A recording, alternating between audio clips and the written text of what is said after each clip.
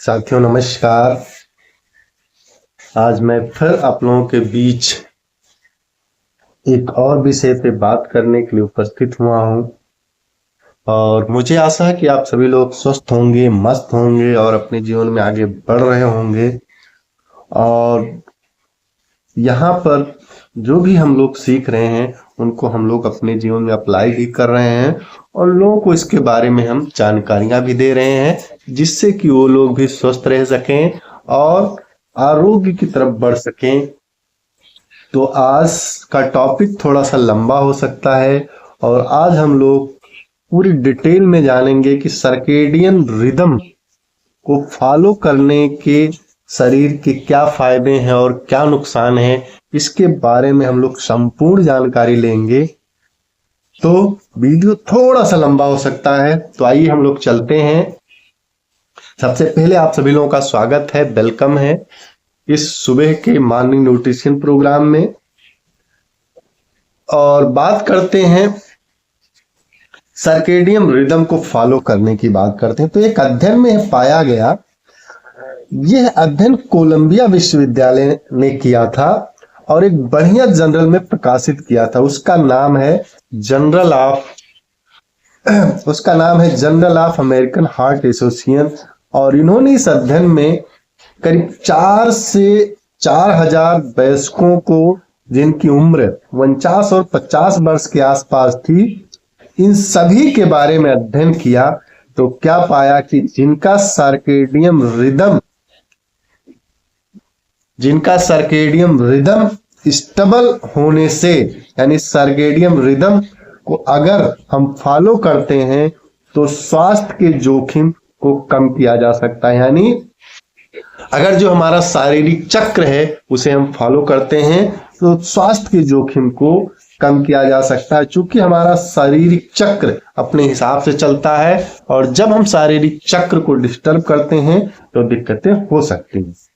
तो सर्वे में यह पाया गया कि जिनकी सर्केडियम रिदम अच्छी थी, उनका पाया गया कि उनके हृदय संबंधी जो बीमारियां हैं, वो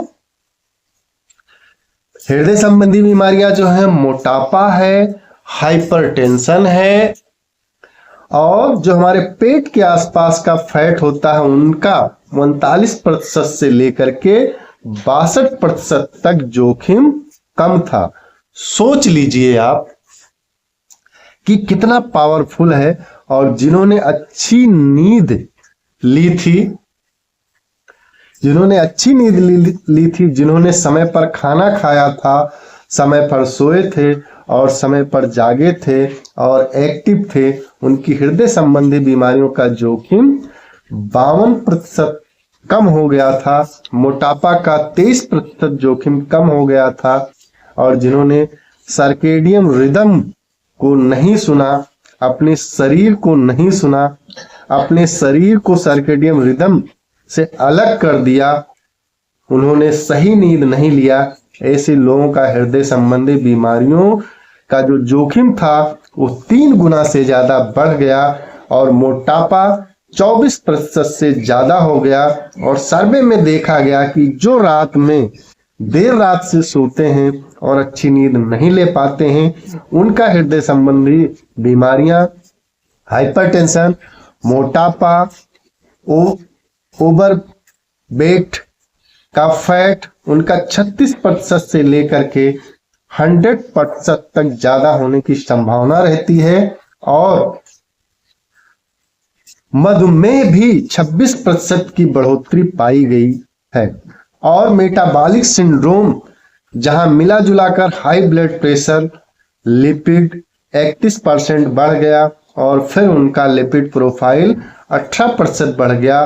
प्रभाव तो बहुत सारे हैं जब हम अपने सर्केडियम रिदम को जो है फॉलो नहीं करते हैं।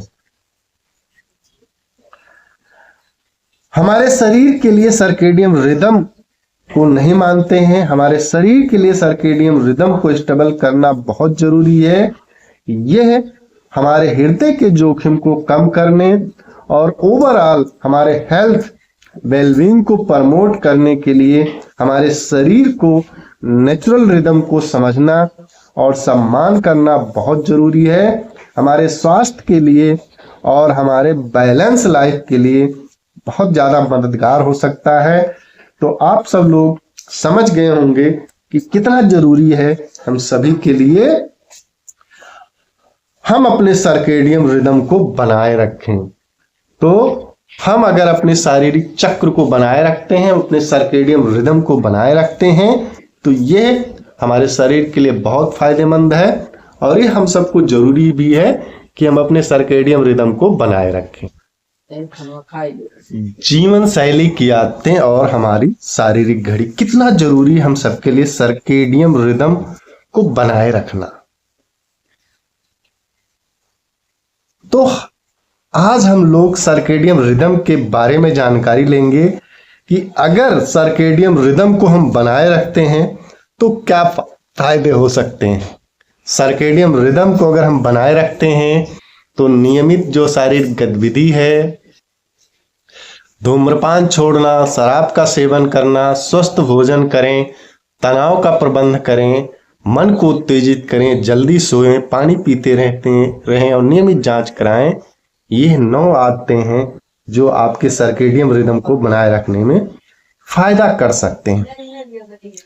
क्या नुकसान हो सकते हैं, हमें यह देखना है कि किस तरीके से हम अपने सर्केडियन रिदम को प्रकृति के साथ जो है कनेक्ट रखें,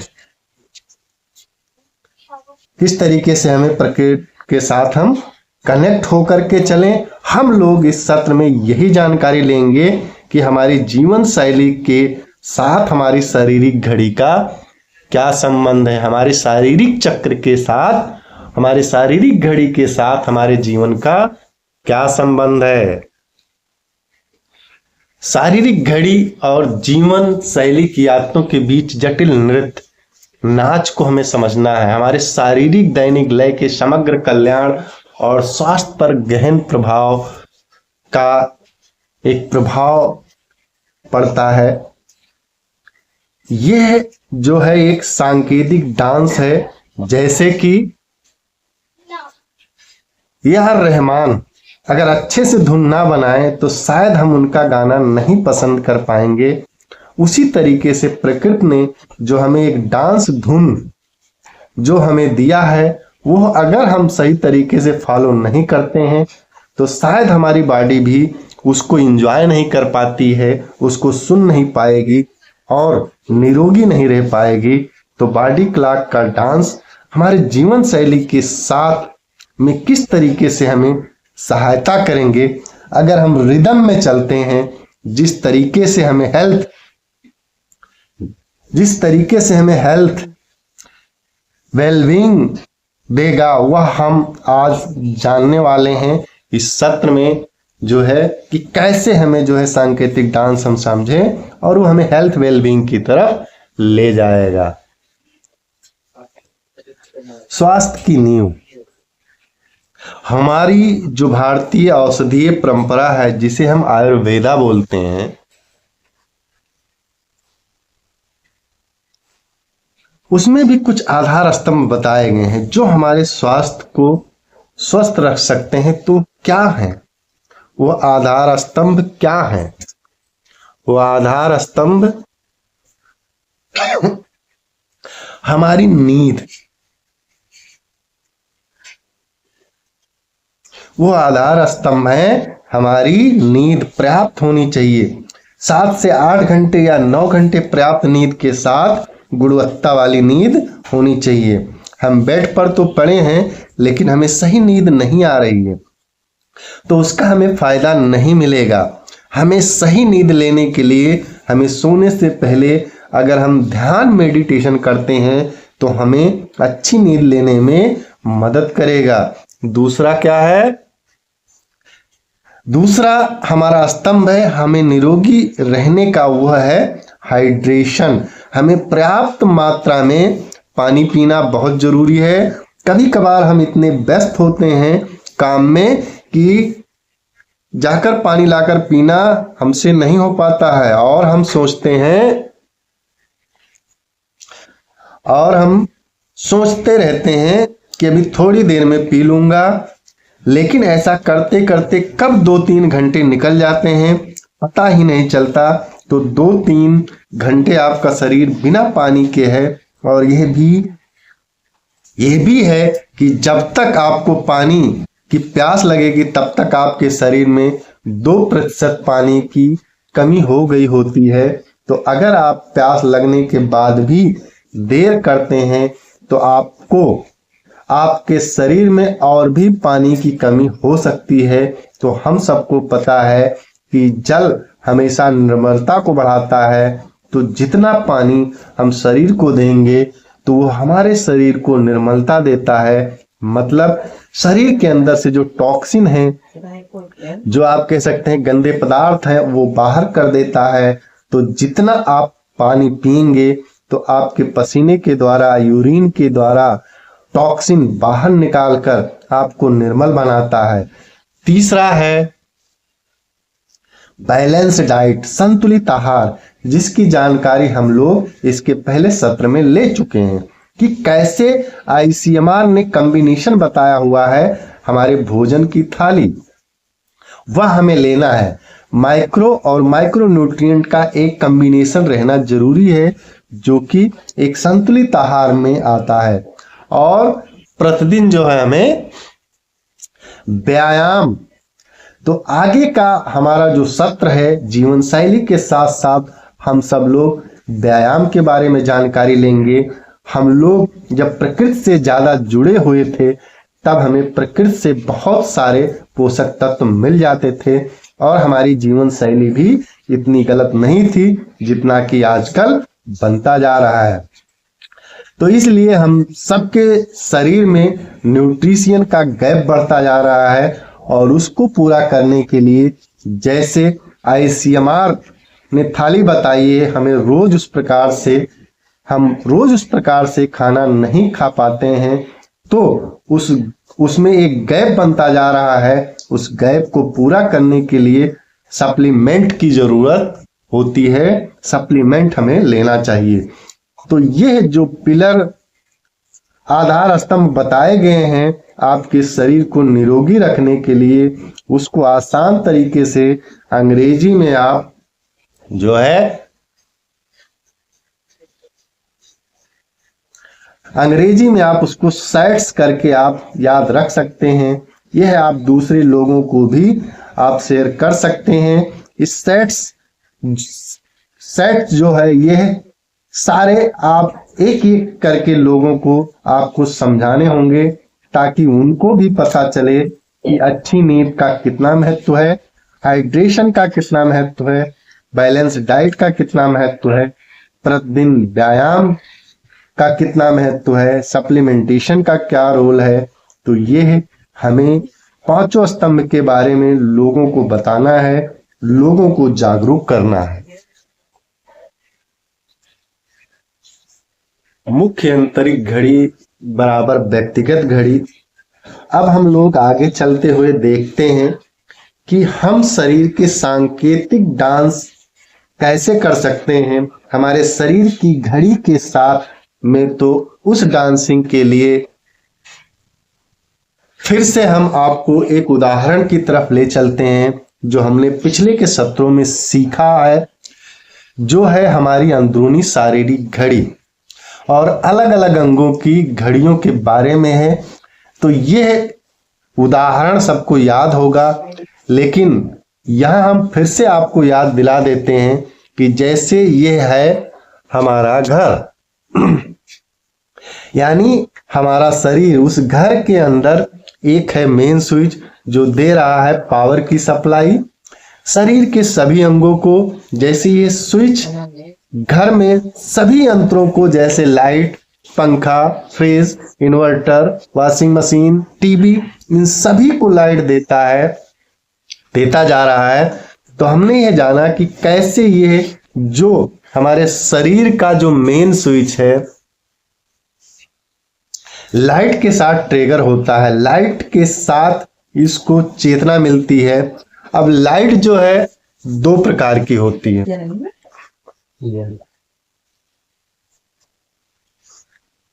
लाइट जो है वो दो प्रकार की होती है। एक तो सूरज की होती है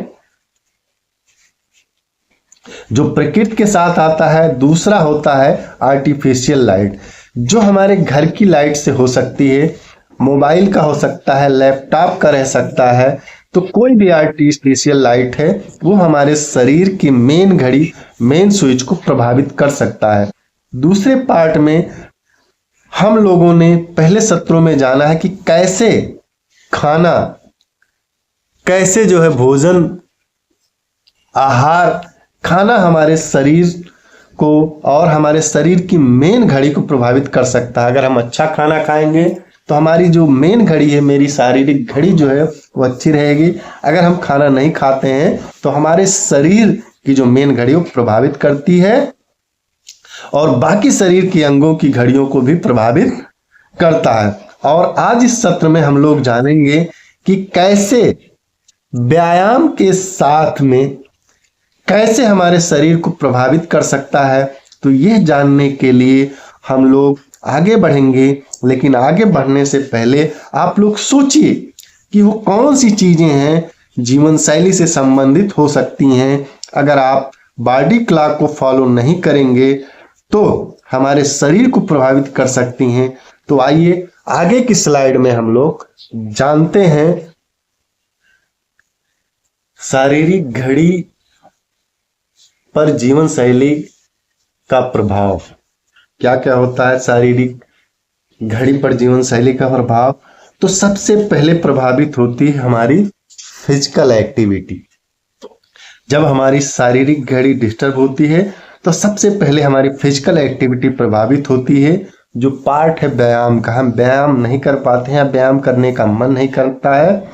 और दूसरा हमारी जो है नींद का जो है उसके बाद का पार्ट है।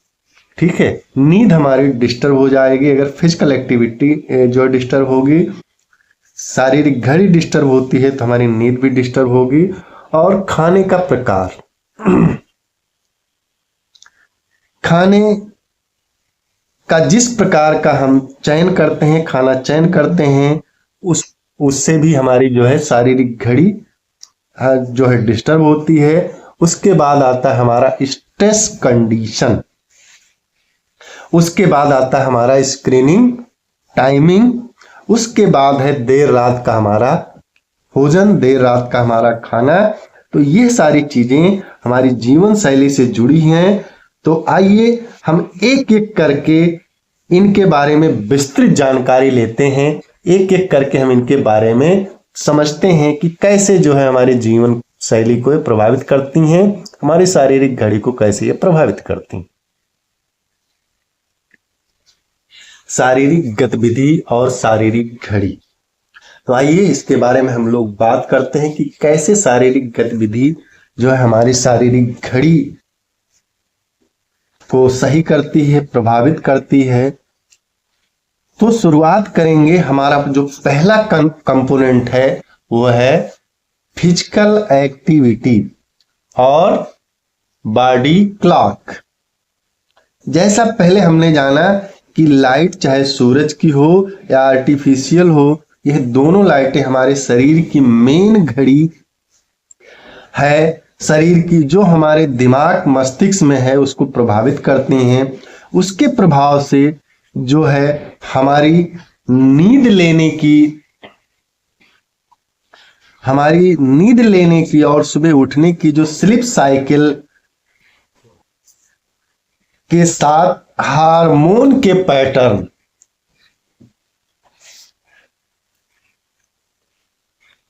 स्लीप साइकिल के साथ हार्मोन के पैटर्न को और शरीर के तापमान को कंट्रोल करने के पैटर्न को प्रभावित करती हैं। ये हमने जाना, ये जब प्रभावित होती है तो जो अलग अलग हमारे शरीर की अलग अलग घड़ियां हैं वो भी प्रभावित होती हैं। अब हम लोग जानेंगे कि क्या होता है जब हम व्यायाम करते हैं।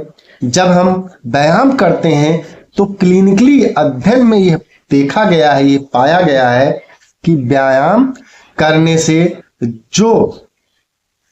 हमारा जो शरीर की मेन क्लॉक है, हमारे शरीर की जो मेन घड़ी है जो मस्तिष्क में है वो प्रभावित होती है। वह हार्मोन साइकिल को चेतना देता है, तापमान साइकिल को और स्लीप साइकिल को, इन सबको चेतना देता है। साथ ही साथ व्यायाम डायरेक्टली भी स्लीप वेग साइकिल को रेगुलेट करता है। जैसे कि अगर आप रोज व्यायाम करते हैं तो वो आपका जो थकान है आपको पीसफुल नींद लेने के लिए प्रभावित करता है। तो नींद का जो रेगुलर पैटर्न है उसको प्रभावित करते हुए व्यायाम की वजह से देखा गया है। तीसरा फैक्टर इसमें यह है कि जब आप व्यायाम करते हैं तो आपके शरीर के जो अलग अलग घड़ियां हैं उनके ऊपर प्रभाव होता है। कैसे प्रभाव होता है? आप सभी ने इसका अनुभव किया होगा कि जब आप व्यायाम करते हैं तो क्या होता है, आपका हार्ट रेट बढ़ता है, आपकी जो श्वसन प्रणाली है वो एक्टिव हो जाती है, आप ज्यादा बार सांसें भरते छोड़ते हो, आपका जो लीवर है वो एक्टिव होता है। आप लोगों ने देखा होगा जब आप व्यायाम करते हैं तो आपका लीवर, आपका पाचन सही रहता है और क्या होता है, उसको स्टिमुलेशन मिल जाता है और आपका जो यूरिनेशन है वो क्लियर रहता है, क्लियरिटी होना शुरू हो जाती है। और साथ ही साथ आपका जो मसल्स बिल्डिंग है, मसल्स मांस बिल्डिंग बनना शुरू होता है, तो मसल्स प्रभावित होते हैं। जब हम व्यायाम करते हैं तो यह हमने जान लिया कि कैसे एक व्यायाम से मेन क्लॉक और बाकी क्लॉक को आदेश दे रहा है कि क्या क्या क्या काम करना है। तो इसको हम एक उदाहरण से समझेंगे, हम सब लोग जानेंगे एक विद्यालय के उदाहरण से। तो आइए हम लोग चलते हैं एक विद्यालय में। तो यह एक स्कूल का उदाहरण यहाँ लिया गया है। यह स्कूल है और स्कूल की घड़ी है और सारे विद्यार्थी जमा हो गए हैं सुबह सुबह, जब उनको प्रिंसिपल ने बुलाया। क्योंकि प्रिंसिपल जो है उनको आप मेन क्लॉक समझ लीजिए, जो हमारे मस्तिष्क में है, प्रिंसिपल को आप मेन क्लॉक समझ लीजिए, मेन घड़ी समझ लीजिए। उन्होंने जो है, जो अलग अलग ग्रुप के टीचर विद्यार्थी हैं जिनको उन्होंने आदेश दिया, जो हमारे शरीर की अलग अलग घड़ियां हैं, मेन घड़ी जो है उनको आदेश दिया कि यह काम आपका है। एक एक अलग अलग ग्रुप को यह काम करना है। उसके उन्होंने व्यायाम के तरीके से उनको वार्म अप कर दिया, उनको समझा दिया कि आपको इस तरीके से पूरे दिन काम करना है। तो उसी तरीके से हमारी बॉडी की अलग अलग घड़ियां हैं, वो भी अपना एक्सरसाइज उनको आदेश देता है कि अभी मैंने यह किया है, अब आप पूरे दिन फ्रेश फील जो है करेंगे और पूरे दिन आप एक्टिव रहेंगे। तो प्रत्येक अंग को अपना अपना आदेश मिल जाता है और वो दिन भर एक्टिव रहते हुए दिन भर अपना काम बाखूबी से करते हैं। तो ये एक्सरसाइज का एक्शन हमारे शरीर में होता है, वह हमने देखा। शारीरिक गतिविधि सुबह बनाम शाम। अब आप सभी लोगों के मन में सवाल आ रहा होगा कि क्या व्यायाम सुबह में कर सकता हूं या मैं बस शाम को कर सकता हूं? व्यायाम मुझे कब करना चाहिए? तो व्यायाम आपको जिस समय पर सही व्यायाम आप कर सकते हैं, जिस समय पर आपसे सही व्यायाम हो सकता है, आप उस समय कर सकते हैं। ये सर्वे में पाया गया कि अगर आप सुबह में व्यायाम करते हैं तो उसके बहुत सारे फायदे जो है शरीर को मिलते हैं। शाम को अगर व्यायाम करते हो तो उसके भी बहुत सारे फायदे शरीर को मिलते हैं। तो सुबह में अगर हम व्यायाम करेंगे तो क्या फायदा मिलेगा? सुबह में अगर हम व्यायाम करेंगे तो पहला फायदा रहेगा कि शरीर की जो हमारी टेंडेंसी होती है एक, ठीक है, ये सुबह और शाम में व्यायाम करने के जो फायदे हैं, ठीक है। अब जो शरीर की जो टेंडेंसी होती है कि एकदम सुबह सुबह शरीर में चीनी की जो मात्रा है घटती है, उसको हम अनेपाचन हाइपोग्लाइसीमिया बताते हैं।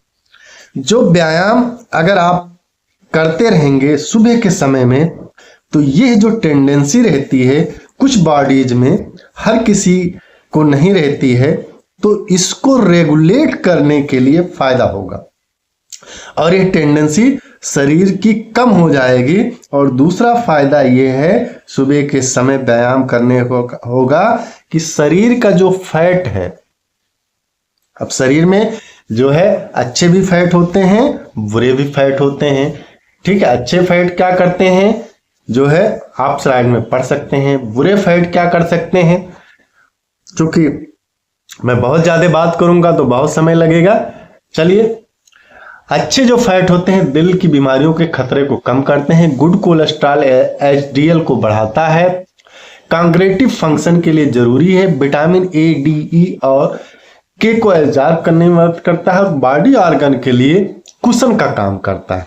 और बैड जो फैट हो क्या करते हैं, दिल को बीमार करते हैं, लीवर के लिए खतरनाक हैं। बैड कोलेस्ट्रॉल एलडीएल को बढ़ाता है, आसानी से एब्जॉर्ब नहीं होता है, आंतों में चिपकता है और इन्फ्लामेशन को बढ़ाता है। ये जो बैड कोलेस्ट्रॉल, बैड जो फैट होते हैं, ठीक है।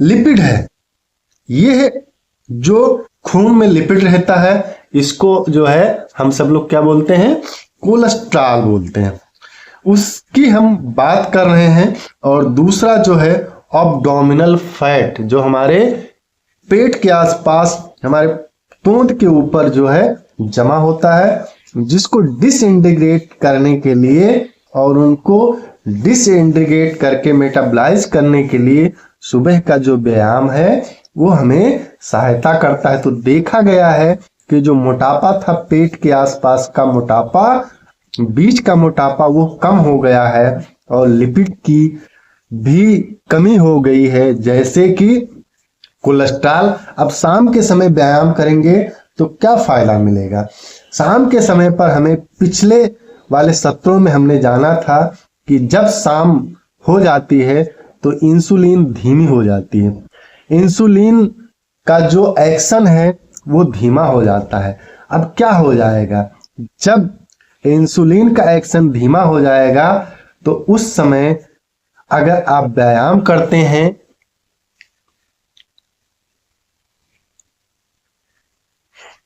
उस समय पर भी इंसुलिन के एक्शन को बढ़ाने के लिए या फिर बैलेंस करने के लिए जो शाम का व्यायाम है हमें मदद कर सकता है। तो क्या हो जाएगा, ब्लड को ग्लूकोज का बैलेंस करने में फायदा होगा।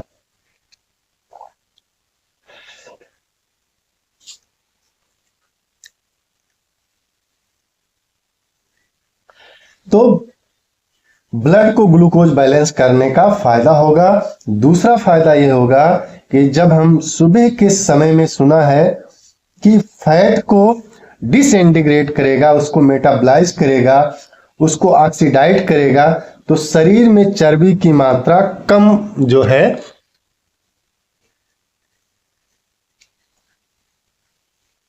ग्लूकोज की मात्रा, चर्बी की मात्रा को कम करेगा। तीसरी बात यह है कि शाम के समय पर यह देखा गया है कि मसल्स मास जो है ज्यादा बढ़ता है। अगर शाम के समय व्यायाम करते हैं तो यह भी एक अच्छा एडवांटेज है। और साथ ही साथ शाम के समय में अगर आप व्यायाम करते हैं तो हमारे आंतों के लिए जो है बहुत अच्छा माना जाता है, हमारे गट के लिए जो बहुत अच्छा पाया गया है। आप सभी को पता है अगर हमारा गट नॉर्मल रहेगा, अच्छा रहेगा, तो ही हमारा बाकी का शरीर का रूटीन, क्योंकि जब आपके बॉडी के जो चैनल हैं, आंतरिक जो स्रोत हैं, वो सारे क्लियर हो जाएंगे, तभी आपके चयापचय की क्रिया अच्छी रहेगी। इसीलिए इंस्टेंट टाइम क्लियर होना बहुत जरूरी है। शाम के समय पर भी व्यायाम करते हैं आपके, यानी समय का व्यायाम, यानी शाम के समय का व्यायाम शरीर के लिए फायदेमंद है। तो जिस समय आपके पास समय हो उस समय जो है आप व्यायाम कर सकते। अब हम लोगों ने जान लिया कि सुबह के समय में व्यायाम करने के क्या फायदे हैं, शाम के समय में व्यायाम करने के क्या फायदे हैं। अब हम लोग जानेंगे अब हम लोग समझेंगे, जैसे चार्ट, जैसे स्लाइड में आप लोग देख रहे होंगे, दिन के समय शारीरिक गतिविधि के शारीरिक घड़ी और स्वास्थ्य पर लाभ। तो शाम का सुबह के व्यायाम के बारे में हम लोगों ने जान लिया है, लेकिन अब हम लोग फिर से जानकारी लेंगे कि अगर सुबह के समय व्यायाम करते हैं, दिन रहते व्यायाम करते हैं, तो उसका स्पेशली हमारे शरीर को क्या फायदा होता है। तो देखा गया है कि दिन के समय में व्यायाम करते हैं तब हमारी एक्टिविटी जो है शारीरिक घड़ी को शक्ति देती है। जब हम दिन के समय व्यायाम करते हैं, दिन के समय एक्सरसाइज करते हैं, तो वो हमारी जो है जैविक घड़ी है, जो है हमारी शारीरिक घड़ी है, उसको शक्ति देती है। और शक्ति के साथ साथ हमारे शरीर को आरोग्य मिलना शुरू हो जाता है। क्योंकि हम स्वस्थ रहेंगे तो जाहिर सी बात है आरोग्य मिलना शुरू हो जाता है। तो मोटार एक्टिविटी मतलब जो दिन के समय में व्यायाम कर रहे हैं, उसकी वजह से शरीर के जो मोटार फंक्शन एक्टिव होते हैं वो क्या है। एक तो है हमारे शरीर का मेन क्लॉक, जो अभी हमने जाना, ठीक है, अभी हमने जाना मेन क्लॉक के बारे में। व्यायाम करने की वजह से वो कैसे हमारे शरीर को नॉर्मल रख सकता है। दूसरा है, जितना आप व्यायाम करते जाओगे, जैसे घर के अंदर करते हैं तो वही व्यायाम अगर आप बाहर करते हो, तो बाहर व्यायाम करने की वजह से जो सूरज का प्रकाश है आपको ज्यादा से ज्यादा मिलेगा, और उसकी वजह से हमारे शरीर को बहुत सारे फायदे मिलेंगे।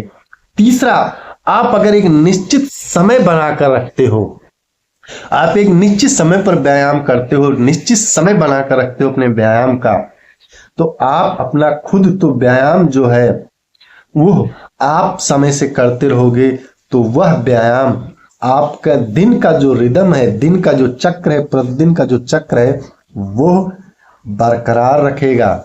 चौथा जो है तापमान। आप सभी लोगों को लग रहा होगा कि व्यायाम कैसे शरीर के तापमान को परिणाम कर सकता है। तो पिछले सत्रों में भी हम लोगों ने जाना था कि जब हम एक्टिविटी करते हैं तो हीट जनरेट होती है शरीर में, और सभी लोगों ने जो भी लोग व्यायाम करते हैं अनुभव किया होगा कि जब आप व्यायाम करते रहते हैं तो बॉडी जैसे गर्म होती है, और बाद में पसीना आने के बाद बॉडी थोड़ी ठंड हो जाती है। तो ये शरीर के तापमान को रेगुलेट करने का मैकेनिज्म है, वो एक्टिव हो जाता है व्यायाम करते समय। तो आयुर्वेदा में भी बताया गया है कि आपको कब तक व्यायाम करना, जब तक कि माथे और पर पसीना ना आ जाए, पिंडलियों में पसीना ना आ जाए। तो जब आपको पसीना आना शुरू हो जाए तो समझ लीजिए कि आपकी एक्सरसाइज अभी एक लेवल पर आ गई है। इसके आगे आपको करना चाहे तो कर सकते हैं, नहीं तो आप रोक दीजिए। और आपका जो ट्रेनर है उससे सलाह लेनी चाहिए कि इसके आगे हमें करना चाहिए या नहीं करना चाहिए। पांचवा है, अगर आप रेगुलर एक्टिविटी रहेगी तो आपके जो भोजन का जो चक्र है वो भी बनाए रखने के लिए फायदा होगा। तो ये सारे फायदे हमने देख लिए हैं। अगर दिन के समय में हम व्यायाम करते हैं तो स्पेशली क्या फायदे होते हैं। तो आज के लिए हम लोग इतनी ही बात करेंगे, क्योंकि आज ये है, आप कह सकते हैं कि ये पहला पार्ट था, और बाकी की सारी बातें जो है हम दूसरे पार्ट में बात करेंगे। सर्केडियन रिदम को फॉलो करने का ये जो पहला पार्ट था, बाकी बातें हम लोग दूसरे पार्ट में बात करेंगे। तो तब तक के लिए आप सभी लोगों को धन्यवाद।